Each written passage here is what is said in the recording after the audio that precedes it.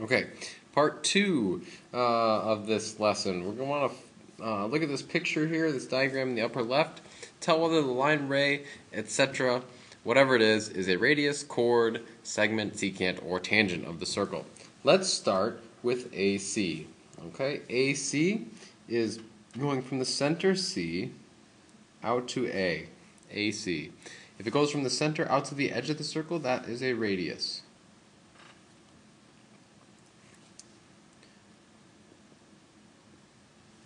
Okay, AB. Well, AB, now I'm talking about from point A over here to the left all the way through to point B. That is what we call a secant. That's a chord that goes through the center. If it's a chord that goes through the center, it must be a diameter. Okay, DE. Let's look at DE. From D all the way down to E. Well, that hits the circle at just one point. If it hits the circle at one point, that must be a tangent.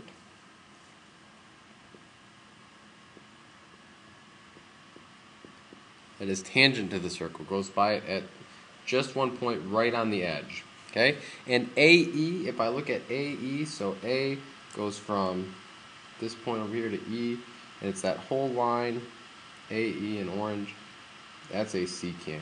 Okay? That's a secant. It is a line that goes through the circle at 2 points. Secant.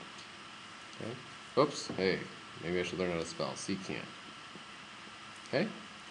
And that's it for that one. Let's move over here to common tangents.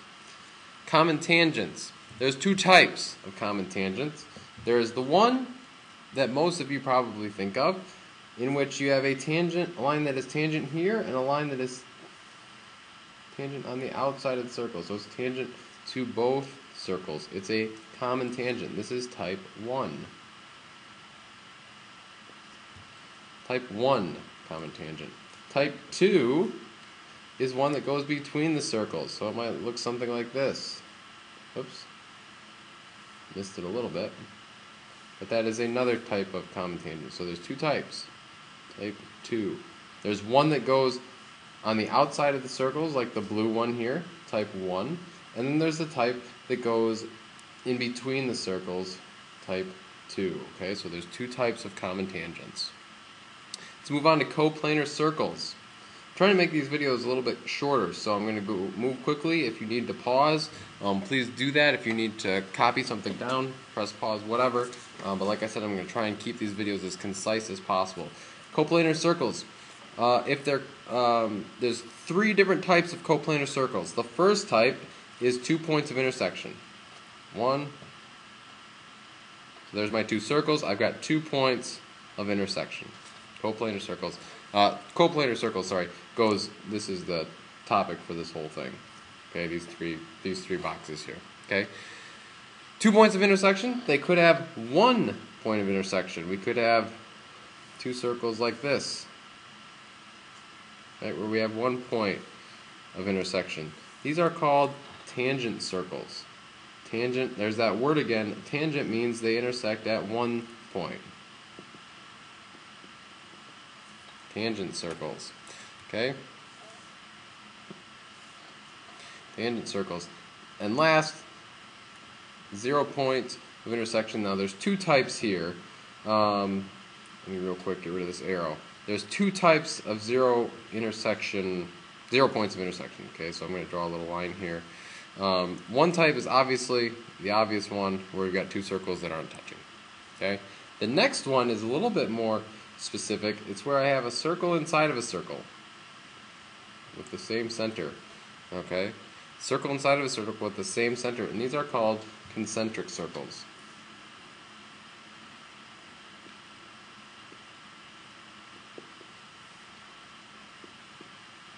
Concentric circles. Okay, so there's another vocab. Concentric circles are a circle inside of another circle. Alright, let's move on here. In a plane, a line is tangent to a circle if and only if the line is perpendicular to a radius of the circle at its endpoint on the circle. Okay, so I'm going to bring up a new picture here instead of the one we're kind of working with, to explain these last two theorems. I'll try and get all this in one video for you. Sorry, this will just take me 1 second to change the pictures here. Okay, let's go with that. Okay, here we go. 10.1. So in this one, if I draw my picture, radius of the circle, the endpoint of the circle. So I'm going to draw my picture here of a circle.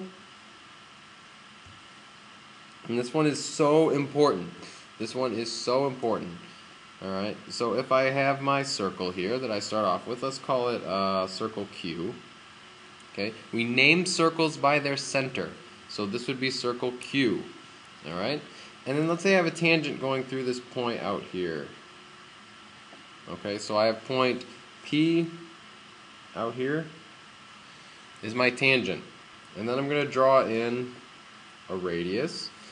And what this theorem says, and well, let's call this line M. That's line M. Well, line M. Okay. What this theorem says is that that intersection of QP and line M is a right angle. That is so important that they intersect at a 90-degree angle. Those circles, those lines intersect at a 90-degree angle. Let's write that out real quick.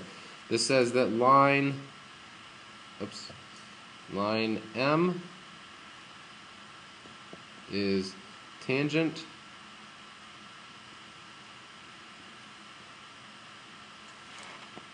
to circle. Okay, that's the symbol for circle. Is a circle with a little dot in it. Circle Q. If and only if. IFF means if and only if. I know what I'm writing. If and only if M is perpendicular to QP. Okay, if and only if line M is perpendicular to QP. So that's incredibly important theorem. Let's move on to 10.2. Tangent segments formed from a common external point are congruent. So tangent segments from a common external point are congruent. So all that means is that, once again, if I have a circle and I have, let's call it circle P. I have circle P, and if I have a tangent out here, let's say I draw it from point S, and I draw a tangent from S to the circle, and it intersects it at point R. And let's say I've got T out here that I draw from the circle. This is point T. Okay. All this says is that ST is congruent to RS. Okay, so it says if RS and ST, if RS, you know what, let's just start this over. If RS and ST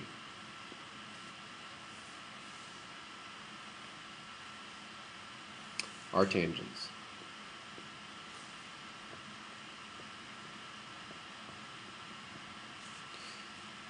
then we know that SR equals ST, or that SR is, let's say this, congruent to ST.